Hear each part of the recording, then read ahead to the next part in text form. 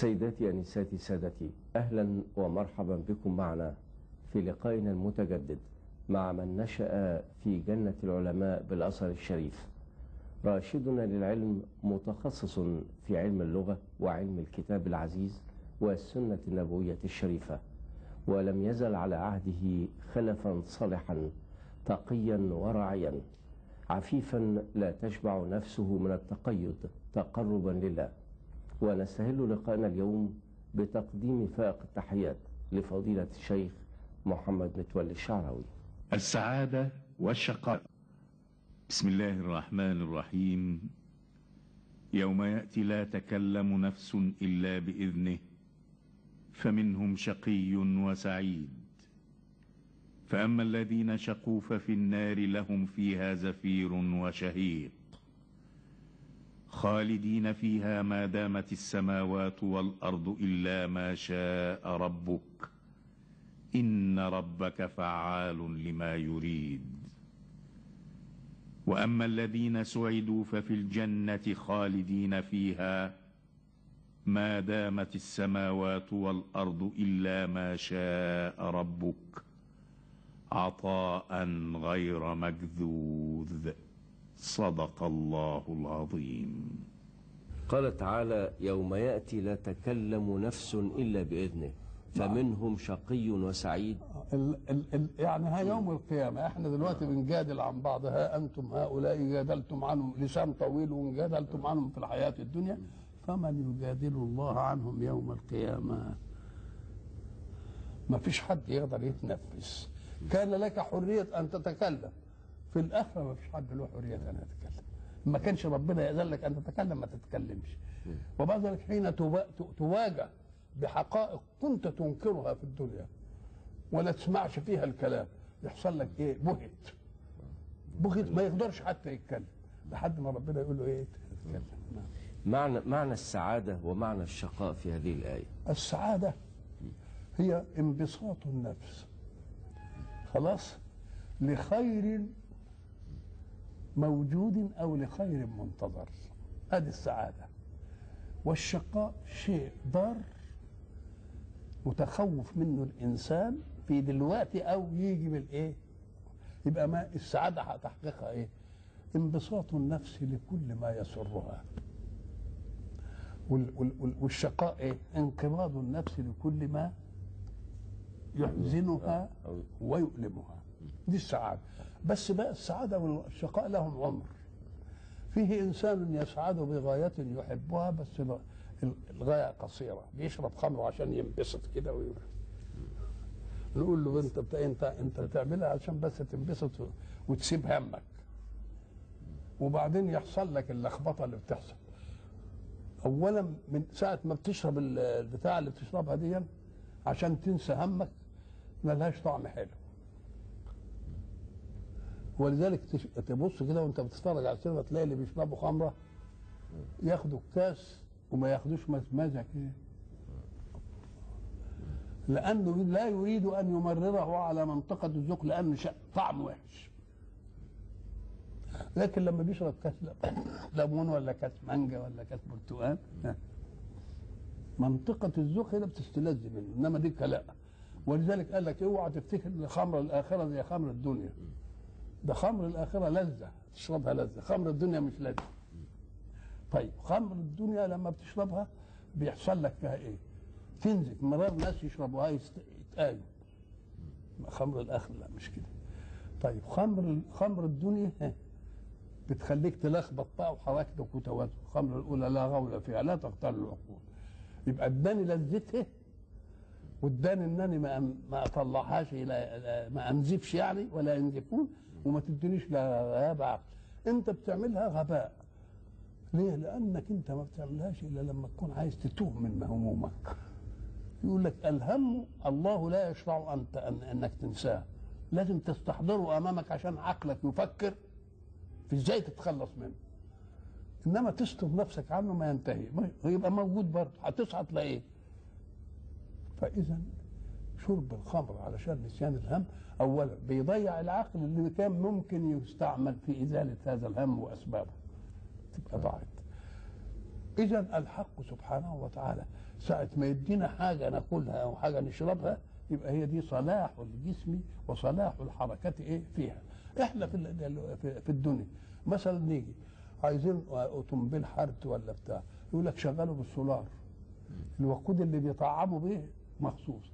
عايزين مثلا نقول لك ده بنزين 90 ولا 80، ده بنزين طيارات. الله، يبقى كل حاجة عايزة حركة منها لها غذاء مخصوص. هذا الغذاء المخصوص يبقى زي ربنا قال ما تاكلش دي وكل دي.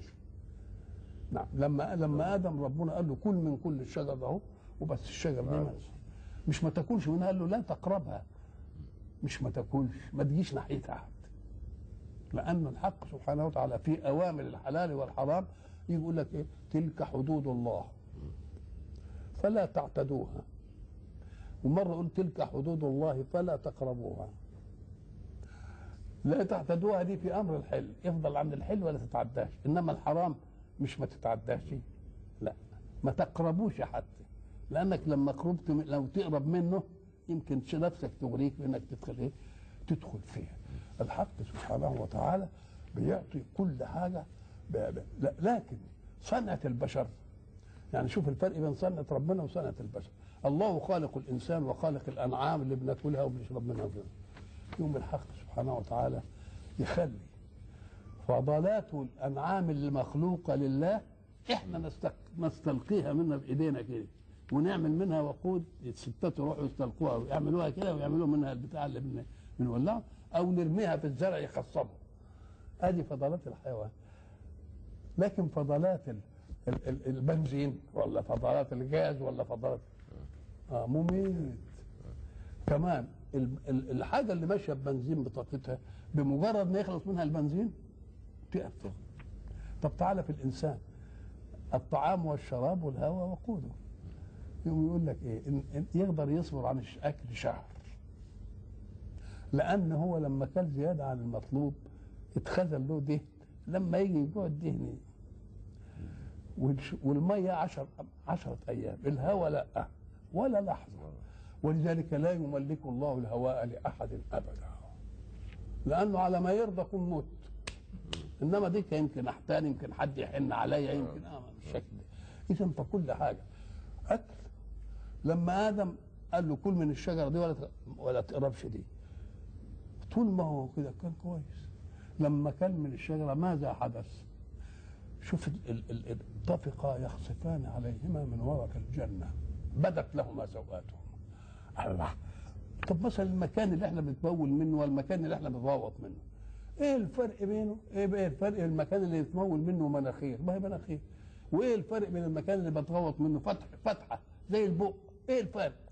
بس دي بيدخل فيها الاكل اللذيذ، وده بيخرج منها القذر، فعورتها بقت من القذاره بتاعتها. اكنه لما كان بياكل بمواصفات الله ما حصلش، ما عرفش ان فيها عورة. لكن لما كان من الشجره ايه اللي جرى؟ بطنه كركبت وطلع منه ايه ده؟ لا بس. اذا دي رمزيه على ان اذا التزمنا منهج الله في كل شيء لا تظهر عورته في الوجود ابدا، واذا قصرنا تظهر الايه؟ تظهر العورات. الثواب والعقاب. بسم الله الرحمن الرحيم.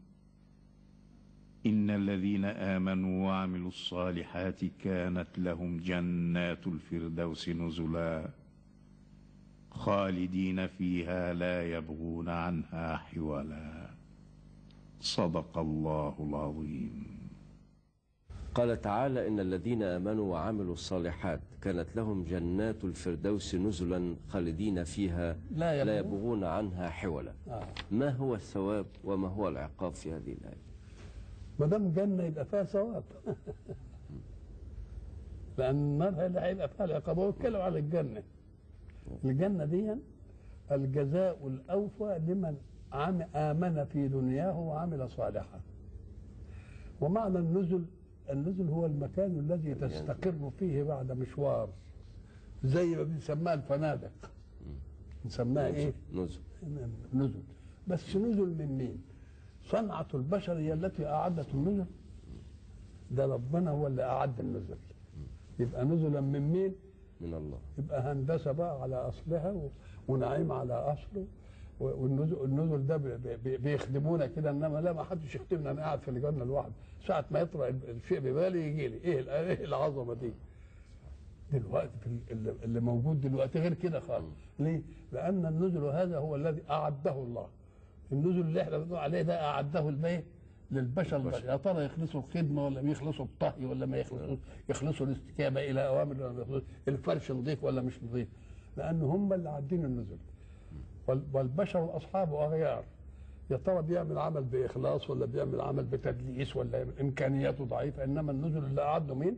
القادر الغني اللي ما حدش يستدرك عليه الله. يبقى ده الايه؟ النزل. احنا مره رحنا سان فرانسيسكو وبعدين دخلنا فندق هناك، قالوا ده الفندق ده على ربوه، سان فرانسيسكو فيها ربوات كده، والفندق ده على فلما دخلنا كل اخواننا اللي موجودين كان ويانا وزير الاعلام، وكان ويانا وزير التخطيط في السعوديه، وكان ويانا عميد محمد عبد اليمان. كلنا دخلوا فدهشوا من نظام الفندق، وانا واقف اضحك. فقال لي انت بتتفرج فيه عيال؟ قلت لهم هذا ما اعده البشر للبشر، فكيف بما اعده رب البشر للبشر. لازم ناخد من كل حاجه دي لفتة ايمان. ولذلك لما ادخل عند واحده الاقيه موظف كده ما احسدوش، اقول يا سلام، يبقى الباشا عمل الحاجات دي، عمل الطقم الجميل ده، زي الذهب دي، اقوم اقول يا سلام بقى ده البشر اللي عمل، امال ربنا هيعمل لنا ايه بقى دي؟ سين. ده الثواب. ده الثواب. العقاب. العقاب بقى في النار بقى. دول لا يبغون عنها حولا، يعني مبسوطين، مش عايزين يتحولوا، مش عايزين يتنقلوا من هنا. لكن بتوع النار يقولوا يا مالك ليقضى علينا ربك، موتونا وخلينا نرتاح. قال انكم ماكثون، لقد جئناكم بالحق ولكن اكثركم للحق كارهون. عيد الفطر. عيد الفطر. ايوه، بعد شهر الصوم. كلمة عيد معناها ان يعود، ولا تتمنى ان يعود الا الزمن الحلو. يبقى عيد من العود، يعني تتمنى ان يعود ثانية. انت ما تتمناش حدث يعود اليك الا اذا كان حلو وبتنبسط منه. اكيد. طب حلاوته ايه وانبسطت منه ايه؟ لانني نجحت في تكليف الله لي صيام نهار وقيام ليل ومدارسة قرآن. يبقى ده حلو ووفقت فيه، يبقى لازم يكون في عيد. وللصائم فرحتان، فرحة حين يفطر وفرحة بلقاء ربه. نقول له انت اهل بقى انك تعيد وتطلب من الله ان يعود عليك هذا الزمن مثل ما عاد ما جاء لك في الايه؟ في الاولى استجابة لايه؟ لمنهج الله، ليلا تهجد ونهار صيام.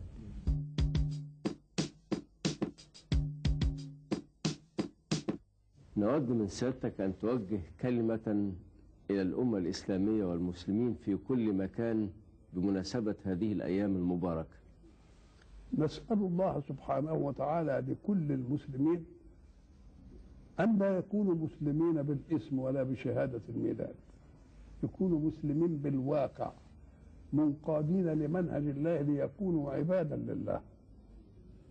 وأدعوه سبحانه وتعالى أن يجعل شهر رمضان هذا المناسبة الكريمة دي وسيلة لأن يذوق الإنسان حلاوة الطاعات في هذا الشهر، لتستمر معه الحلاوة في بقية الشهر. لأن رمضان مش لوحده نكرمه لوحده من 11 شهر، لا، نذوق فيه حلاوة نستصحب هذه الحلاوة في بقية الإيه؟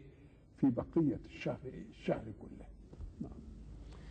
كل سنة وفضيلتك طيب، ونتمنى الله يبارك فيكم الصحة والسعادة. خير عما تقدمون لأمة الإسلام من هذه الأحاديث، وكنتم وسيلة لنا نكسب ثواب كلمة نقولها، فأنتم يعني أصحاب الشرف. شكرا لفضلك. وشكر الله لكم وبارك فيكم وبارك لكم وبارك منكم.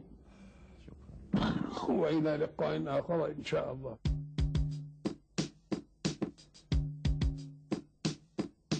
سيداتي وسادتي، في نهاية رحلتنا الإيمانية نتوجه بالشكر إلى فضيلة الشيخ محمد متولي الشعراوي على ما تفضل به علينا من علمه الواسع. نسأل الله أن نلتقي دائما على خير وبركة، وحتى ذلك الحين نستودعكم الله، والسلام عليكم ورحمة الله وبركاته.